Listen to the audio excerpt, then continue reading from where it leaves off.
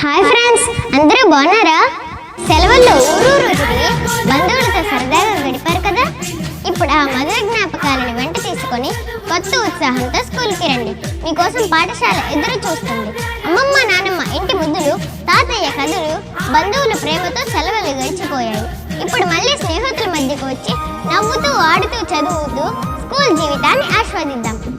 Summer holidays కి good bye చెప్పి విజ్ఞాత ప్రపంచంలోకి అడుగు పెడదాం.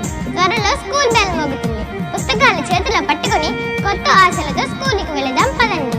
కొత్త తరగతి, కొత్త ఆశలు, కొత్త లక్ష్యాలు.